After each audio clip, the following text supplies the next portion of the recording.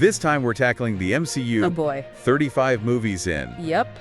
How do you even begin to rank these? Well, Yeah. luckily, someone's done it for us. Someone braver than us. A brave soul over at Awards Radar. That's right. Joey Magidson. Joey. He has put together a meticulously crafted list of every single MCU film ranked from worst to best. Worst to best. Now this list, it gets updated with every new release. Of course. Gotta keep it current. Got to keep it current. So the latest version includes Captain America, Brave New World. The newest one. And you would think, right, the latest, That's gotta be up there. it's going to be riding high. Right. But not so much. Where is it?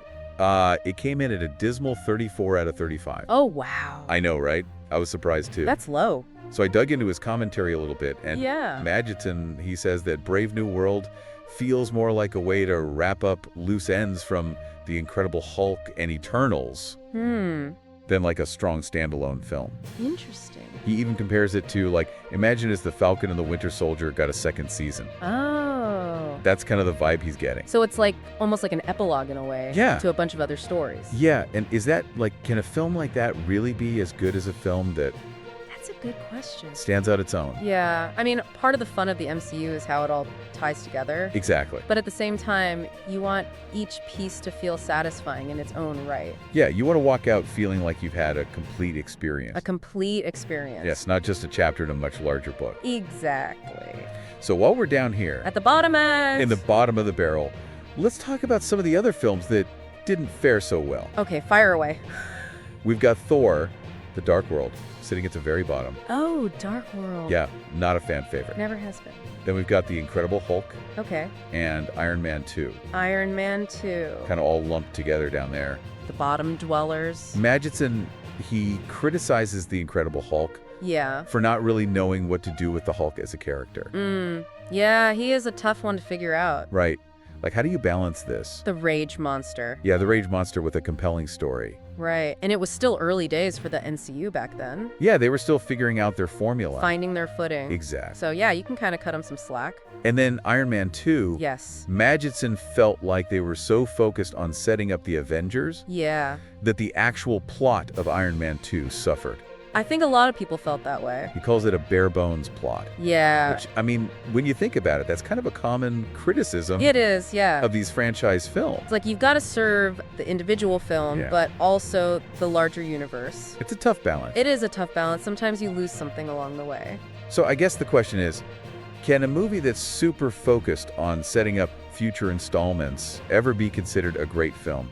Oh, that's a debate for the ages. Right. Yeah, I mean, some people might argue that those connective tissue films are essential for building a cohesive universe. Right, you need those stepping stones. The mortar between the bricks. All right, so let's move away from the bottom of the list. Okay, let's get out of the basement. climb up a little bit and talk about some of the films that fared better. All right, I'm ready for some positivity. One that caught my eye was Spider-Man: Homecoming. Oh, Homecoming, yeah. Magidson, he practically gushes about this film. He loves it. He calls it nearly perfect Wow. and praises how it blends high school comedy with the superhero action. Yeah, they nailed that tone. It really does feel like a Spider-Man story. Yeah, and Tom Holland, he just embodies that youthful energy. Right, perfectly cast. Perfect casting. And he even goes so far as to say that Tom Holland blows Tobey Maguire and Andrew Garfield out of the water. Ooh, controversial statement. I know, right? But, I mean, everyone has their favorite Spider-Man. That's true.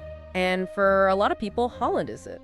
Okay, so Where? let's climb that mountain To the top. the top of the ranking. All right, No surprise here, let me guess. Avengers: Endgame. Endgame had to be. Sits at number 1. Of course. Magidson calls it the best Marvel has ever done, praising its emotional impact and satisfying conclusion to like a decade-long story. It was epic. A That- culmination of everything. It's going to be hard to top that. It really is. But here's where things get interesting. Okay. Magidson acknowledges that this list is just one perspective, Right. and he encourages readers to create their own personal rankings. That's the beauty of it. Yeah. Everyone has their own favorites. Because film is subjective. It's so subjective. What resonates with one person might not land the same way with another. Absolutely. And it's fun to hear those different perspectives. Right. Yeah. So we want to hear from you guys. Yes. What are your top and bottom MCU picks? Hit us up on social media. Let us Let's have a know. discussion. What criteria do you use to rank these films? Yeah. The big conversation. It is a big conversation, and we're just getting started. We're just getting warmed up. So stick around, folks. We'll be right back. I mean, it's interesting, isn't it, how much weight people put on personal preference when yeah. they're ranking these films? For sure. It really highlights the emotional connection that we have to these characters and these stories. I mean, think about it. We've literally grown up alongside some of these heroes. We have. Like, we've seen them go through so much. So much. It's no wonder people have strong opinions. Strong opinions. And those opinions, they can shift over time. Absolutely. Like, remember when Iron Man 2 came out? Oh, yeah. A lot of people were not happy. Not happy. That it was so focused on setting up the Avengers. Right. I was one of them. Yeah. I was like, where's the Iron Man magic? Yeah, where's that standalone story? But you know what? Looking back, Yeah. I actually appreciate it more now. You do. I do, because I see how it fits into the bigger picture. Right. It's like a piece of a puzzle. Exactly. On its own. Yeah. It might not look like much. Right. But then you see how it connects to all the other pieces. And it makes sense. And suddenly it has more value. Totally. Yeah. Okay, so speaking of films that Yes. maybe weren't fully appreciated at the time, Okay. Madsen ranks Thor, Ragnarok surprisingly high. Oh, Ragnarok. Yeah, That's one that divided people. it did. It did. Some loved the comedic tone. I loved it. You did? I loved it. Okay. But others felt like it strayed too far from Yeah. the more serious vibe of the first two Thor films. Right. I thought it was like a breath of fresh air for Okay. the character. It was a bold move. It was- Go full comedy with yeah, Thor. especially with Thor. But I think it worked because they fully committed. They went all in. They went all in. You can't argue with Taika Waititi. No, you can't. His directing style is just, So unique. it's so unique. Yeah. And it just shines through It does. in that film. And I think it proves that Marvel is willing to take risks. Yeah, Even with established characters. they're not afraid to shake things up. And those risks don't always pay off, but Yeah. when they do, Yeah. they can really elevate a film. And it makes me think about the upcoming phases of the MCU Right. and how those might shake up this ranking. Oh, yeah. Like, will Endgame stay at the top forever? Oh, that's tough. It's hard to imagine It is. anything topping that. Right. But- But with all these new characters coming in, new Yeah. storylines, Yeah. the landscape is constantly shifting. What if, like, in 5 years, Yeah. we look back, Uh-huh. we're like, Eternals is #1. I mean, it's possible. It's possible. It's totally possible. Because those connections to later storylines Yes, right. become more apparent. It's all about context. Yeah. Where you are. It's like, we're not just ranking movies, we're ranking, like, Pieces of a this much larger sport. constantly evolving. It's mind-blowing. It is mind-blowing. When you think about it. Yeah. Okay, so before we dive into That- some more rankings, I want to circle back to something Yeah. you mentioned earlier. Yeah. About film being subjective. Oh, absolutely. So important. It's so important to remember. For when discussing art.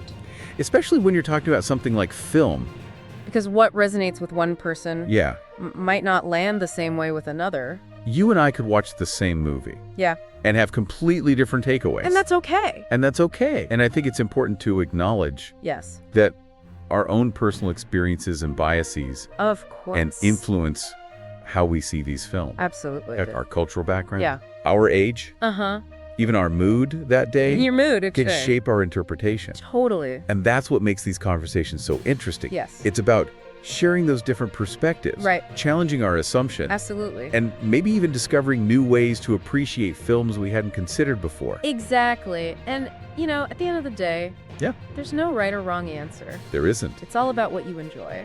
So with that in mind, Yes. let's dive back into this ranking Let's do it. and talk about some of the films Okay. that sparked some strong opinions, Let's get controversial. both positive and negative. All right, I'm ready. You know, it's kind of wild to think about What's up?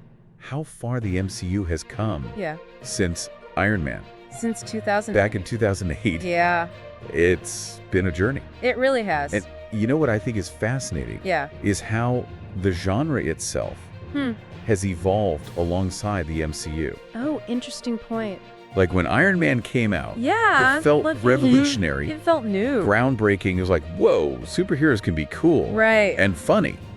And they can have like real problems. Yeah, it was like a breath of fresh air. It really was. genre. Yeah. But now, Yeah. with over 30 films 30 plus films. and countless TV series, It's a whole universe. the bar has been raised. Oh, yeah. Significant true. audiences are more discerning. Absolutely. They're not just going to settle for yeah. explosions and flashy costumes. They want substance. They want complex characters. They want storylines that keep them on the edge of their seats. that make them think. They want themes that resonate with their lives. Right. And Marvel, Yeah. they've stepped up to the not. challenge. Yeah. Think about Black Panther. Black Panther. Guardians of the Galaxy. Yeah. They embraced diversity, Uh-huh. representation, Yeah. and they were willing to explore Yes. different genres. Within that superhero framework. It's not just superhero movies anymore. It's more than that. It's It's like- sci-fi, it's comedy, it's drama. It's everyone. It's a little bit of everything. Yeah.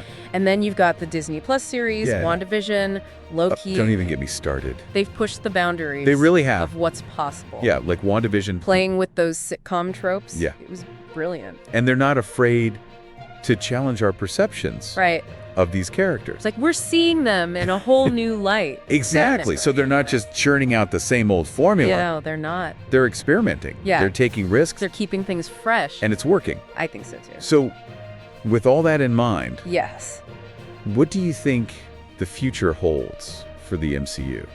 Ooh, that's a big question. Will we ever see another film that reaches the heights of Endgame? I mean, Endgame was such a phenomenon. It was. It was the culmination of a decade of storytelling. It's hard to imagine. It's hard to imagine topping that.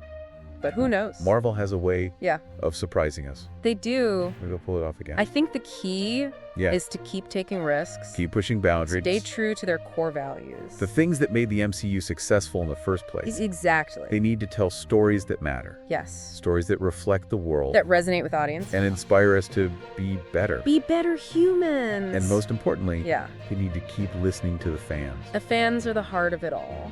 Because the MCU wouldn't be what it is today No. without the passion Yeah, and dedication of its audience. for sure. So to all of you out there listening, Yeah. keep those passionate discussions going. Keep debating. Keep debating those rankings. Yeah. And most importantly, keep believing in the power of these stories Yes. to connect us and inspire us. Couldn't have said it better myself. Because at the end of the day, Mm. that's what makes the MCU so special. It's more than just movies. It's a universe Yeah. built on hope, Hope. heroism, Heroism. and the belief that we can all be a part of something bigger than ourselves. I love that. And that's a message worth holding on to, Absolutely. no matter where the MCU takes us next. Well said. Thanks for joining us on this deep dive Yes, thank you, everyone. into the ever-expanding world of the Marvel Cinematic Universe. Until next time. We'll catch you next time, Stay curious. ready to explore another fascinating topic. Keep diving deep. Until then, keep learning, keep questioning, and keep diving deep.